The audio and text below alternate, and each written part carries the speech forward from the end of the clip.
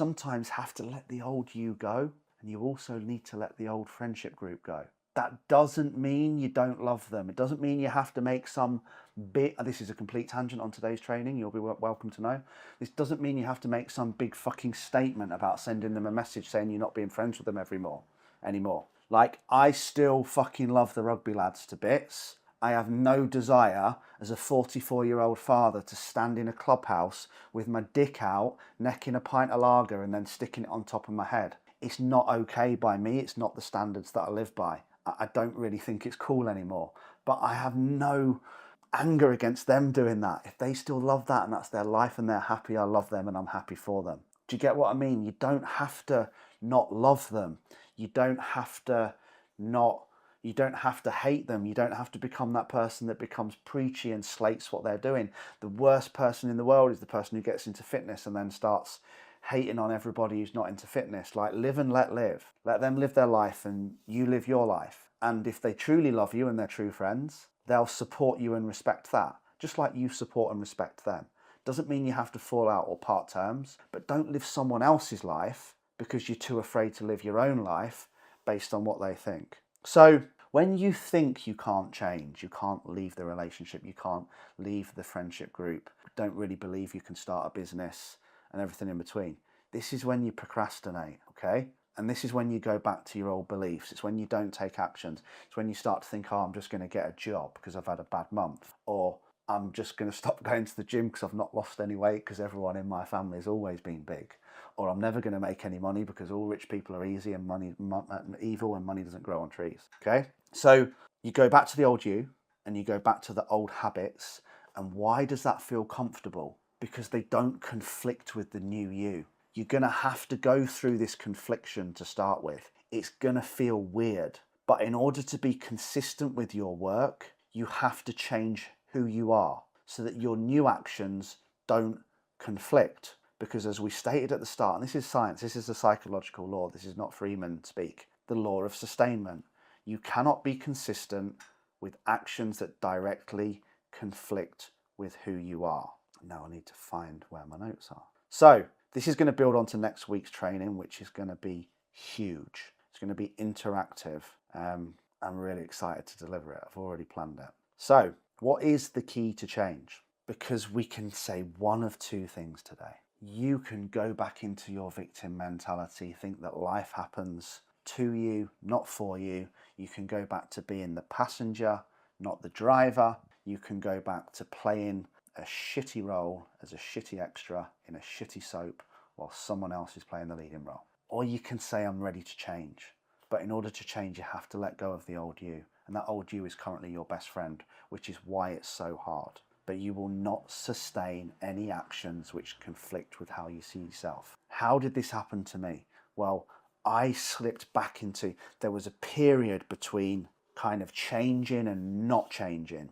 So like I went through my transformation and I did a lot of time without any alcohol, without any drugs, without any partying, without smashing anyone's head in, without anything illegal or anything in between. But then I still hadn't let go of that Lee because I kind of liked him. So then I'd end up having a bit of a dabble when I DJ'd. You know, I'd end up getting into an altercation. I'd end up just gently slipping back. And this is what will happen in life. It will try and pull you back because you haven't let go of that identity. And I didn't want to let go of him because, in all fairness, like Leathered Lee at gigs and festivals is really fucking good fun. And it's really easy to be him. And it feels really natural until it's not and it's the next day. And there's the guilt and the shame and then regret. And I've let my partner down and I've let my son down and I've let my team down. And I fucking hate myself for about 3 months. It's not worth it. But I had to be willing to let go of him completely. Like ending a relationship. Think about when you've had to end a relationship, right?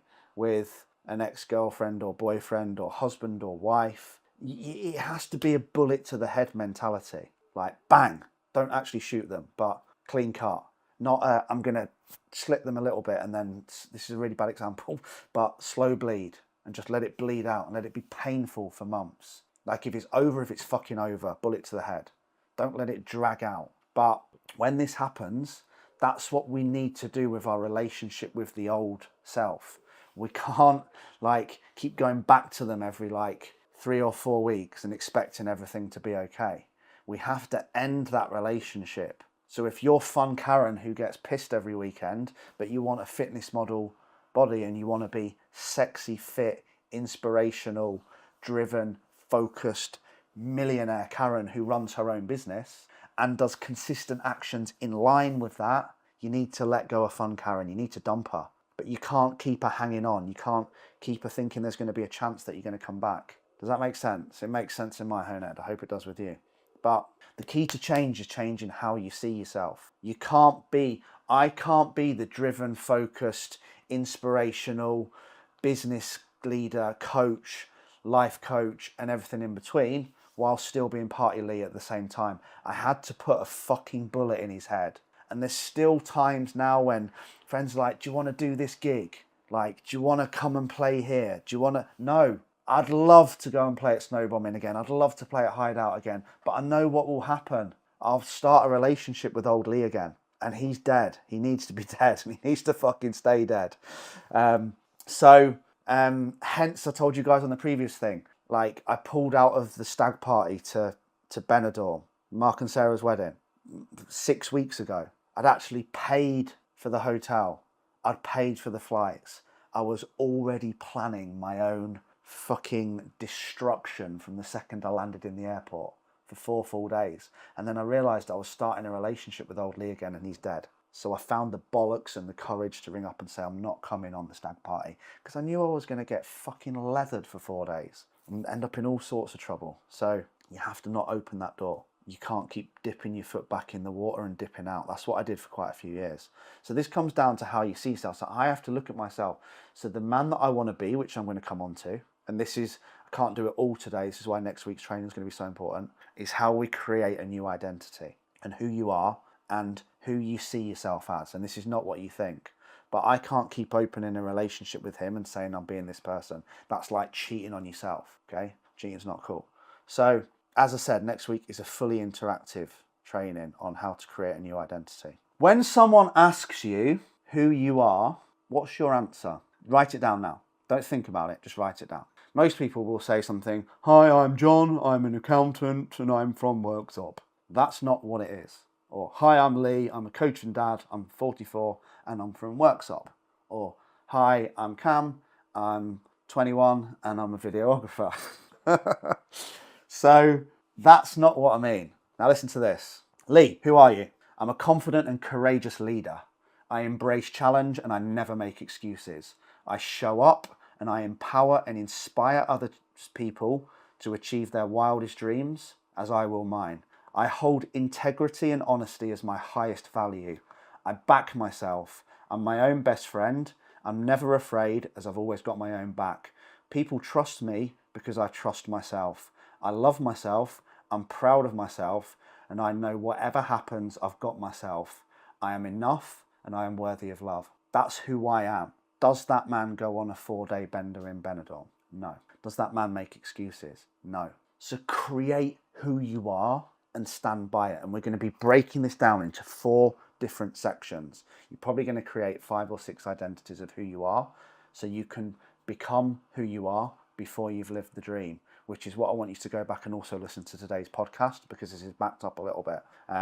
So even until you are that person, fake it. You can't just let go of Party Lee and become Integrity Lee in a 24-hour period.